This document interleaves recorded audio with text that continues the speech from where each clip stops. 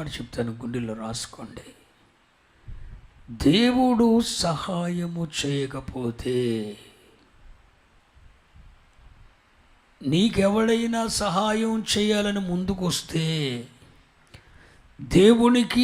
దేవుడే నీకు సహాయం చేయటం దేవునికి ఇష్టం లేదు.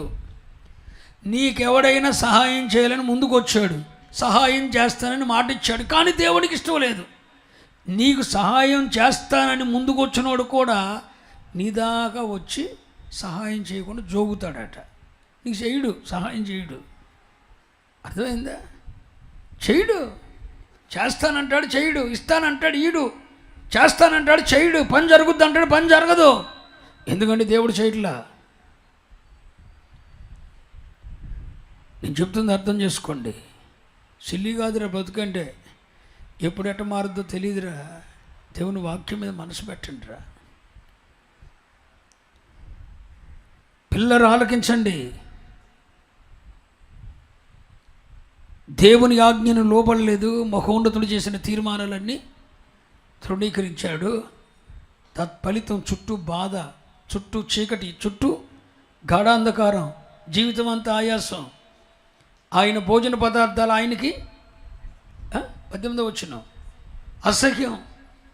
నెక్స్ట్, ఈ పరిస్థితులన్నీ ఎక్కడికి తీసుకుని వెళ్ళి మరణ ద్వారమునకు తీసుకుని వెళ్ళి, ఇలాంటి పరిస్థితుల్లో ఎవడైనా సహాయం చేస్తాడు అనుకుంటున్నాడు, కానీ సహాయము చేయవాడు 11వ వచనం ప్రకారం సహాయము చేయవాడు ఒక్కడు లేడు. పరిస్థితులు ఒక్కసారిగా మార్చబడ్డాయి. జీవితం నిస్సహాయ స్థితికి వెళ్ళింది. 10 ఎకరాలు సంపాదించినోడే, కానీ ఈరోజు సహాయం చేసేవాడు ఎవరు లేడు. కొడుకు సాయం చేయడు, కోళ్ళు సాయం చేయదు, కూతురు సాయం చేయడు, అల్లుడు సాయం చేయడు, భార్య సహాయం చేయదు, భర్త సహాయం చేయడు, వ్యాపారం సహాయం చేయదు, తన చేతి కింద పనిచేసేవారు సహాయం చేయరు. పరిస్థితులు మార్చబడ్డాయి. ఇంతటి నిస్సహాయ స్థితికి మనిషి వెళ్ళటానికి గల కారణం ఒకటే,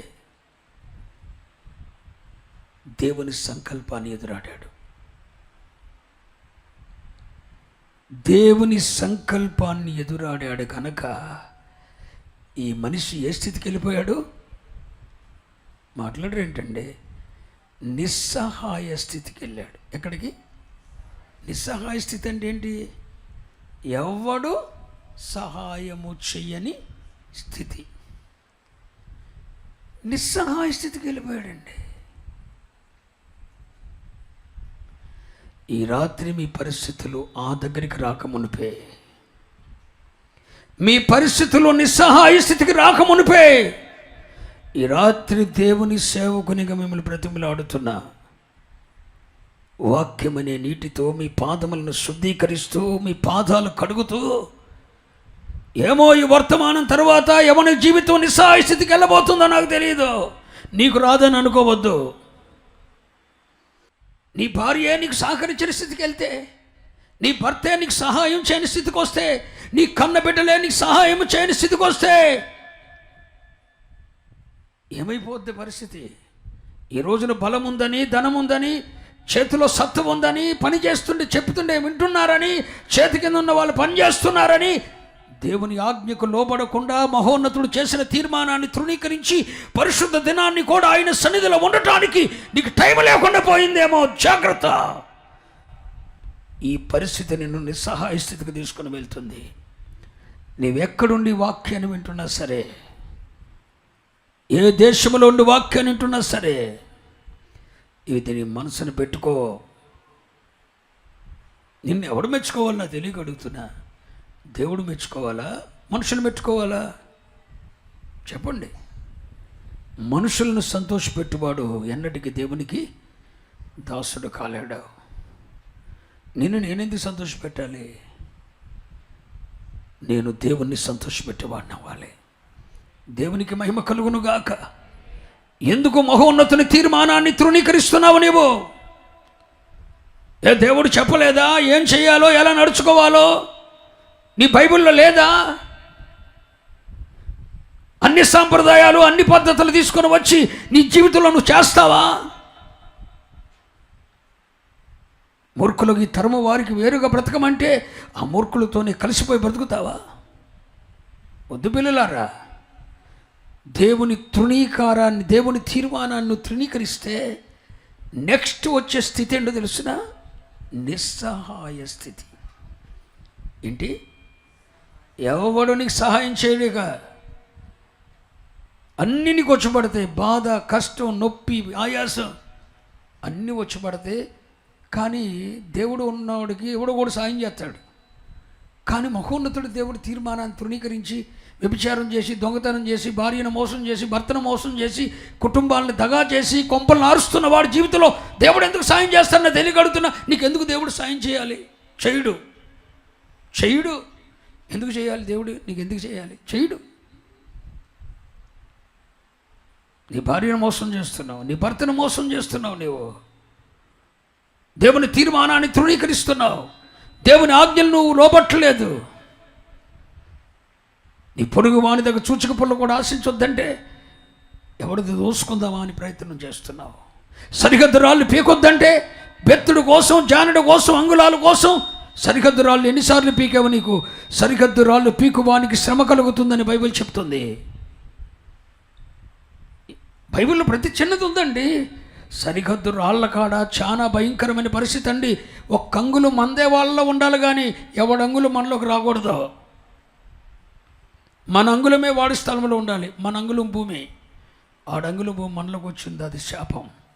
నీతో కాదు, దాంట్లో ఎన్ని తరాలున్నా నెక్స్ట్ నీ పిల్లల తరాలు ఎన్ని తరాలున్నా అది శాపమే కానీ ఆశీర్వాదం కాదు. సరిహద్దు రాళ్ళను కదపకూడదు. ప్రతి చిన్న విషయాన్ని దేవుడు లేఖనాల్లో రాసిపెట్టాడు. జగన్నాథపురంలోని మందిరం కట్టేటప్పుడు ఓడొచ్చన్నాడు, ఇక్కడ దాకా నాకు ఉందన్నాడు. నీకెక్కడుంది అక్కడ రాయేసుకోమన్నా. ఎనమలోడు వచ్చాడు, ఎక్కడ నాకు ఉందన్న, నీకు ఉన్న చోటకి రాయేసుకో అన్న. నువ్వే వేసుకో, రాయి, తగులొద్దు, కొలతలొద్దు, నీకున్నది ఒకటికి వేసుకోమని చెప్పే. అట్టగా వేసుకున్నారు. 12 సెంట్లు భూమి, 12 సెంట్లు అది కొన్నప్పుడు ఉన్నది, కానీ 10 సెంట్లకు వచ్చేసింది. బాగానే ఉండి అనుకున్నా. దేవుడు దాని చుట్టూ దేవుడు ఎకరాలు ఇచ్చాడు. దేవుడు వాళ్ళ స్థితిగతులు ఎలా ఉన్నాయో తెలిసిన? వారి ఇంటి మీద గడ్డి మొలిసింది, వారి ఇళ్ళల మీద గడ్డి మొలిసిందండి. పోయింది నాకు 1 సెంటు 2 సెంట్లు, కానీ దేవుడు ఎకరాలు ఇచ్చాడు మందిరాల ముందు. నీ అంగుళమే వాడి స్థలంలో వదిలే. సరిహద్దు రాయి మిత్రం వద్దు, కదపొద్దు. అంగుళం కాడ జానెడ కాడను మార్చిపడద్దు. దేవుని తీర్మానాన్ని తృణీకరించొద్దు. మనం దేవుని పిల్లలము. లోకానికి మనం జ్యోతుల వలె ఉండాలి. మహోన్నతుడైన దేవుని తీర్మానాన్ని తృణీకరిస్తే జరిగే నష్టం ఏంటో తెలుసా? నీకు నిస్సహాయ స్థితి వస్తుంది, బాధ వస్తుంది, కష్టం వస్తుంది, నొప్పి వస్తుంది, ఆయాసం కలుగుతుంది. చుట్టూ చీకటి, చుట్టూ బాధ, చుట్టూ కష్టం, చుట్టూ మరణాంధకారం అలుముకుంటుంది. నీకు సహాయం చేసేవాడు ఎవడు ఉండడు. మనిషి ఈ నిస్సహాయ స్థితికి చేరటానికి గల కారణం ఏంటి చెప్పండి? మాట్లాడరు ఏంటండి? దేవుని సంకల్పమును ఎదురాడి. అందరనండి, అది దేవుని సంకల్పాన్ని ఎదురాడి. నీ చెవులుగా లేకపోతే ఎవడు చూడనన్నాడు నిన్ను. నువ్వు వినే వాక్యం ఏంటి? నువ్వు వినే ఉపదేశం ఏంటి? ఆ గల్లు మన గజ్జల మోత ఏంటి నీ కాళ్ళకి? అవి నీకు అవసరమా? వాక్య క్రమమా అవి? పక్కన పడే తీసి దేవుడేమన్నా కనికరిస్తాడేమో. నిస్సహాయ స్థితికి నువ్వు దిగజారొద్దని ప్రకటిస్తున్నాను. ప్రతి చిన్న విషయంలో దేవుడు కేర్గా తీసుకుంటాడు. పిల్లలారా, నువ్వు చిన్న విషయం అనుకున్న దాన్ని దేవుడు సీరియస్గా తీసుకుంటాడు. ఇప్పటికే నిస్సహాయ స్థితికి దిగజారావు. ఇప్పటికే సహాయం చేసేవాడు ఎవడు లేని పరిస్థితికి దిగజారావు. నీ పరిస్థితులు మార్చబడకుండా ఉండాలంటే ఒకటే, దేవుని ఆజ్ఞలకు లోబడు. ఆమెను చెప్పారా? మహోన్నతుడి తీర్మానాన్ని అంగీకరించు. నీ స్థితిగతులను దేవుడు ఎప్పుడు మారనివ్వడో. నీది పై చేయగానే ఉంచుతాడు కానీ కింద చేయగా ఉంచడం. నువ్వు దేవుని తీర్మానాన్ని తృణీకరించినంత కాలం, దేవుని ఆజ్ఞలను ఉల్లంఘించినంత కాలం, దేవుని ఆజ్ఞలకు లోబడి దేవుని తీర్మానాన్ని నువ్వు గౌరవించి ఆయన మాటల పొలిమేరల్లో నువ్వు జీవించగలిగితే దేవుడు నిన్ను తలగా చేస్తాడు కానీ తోకగా చేయడు. నిన్ను పైవానిగా నియమిస్తాడు కానీ కింద వానిగా చేయడు.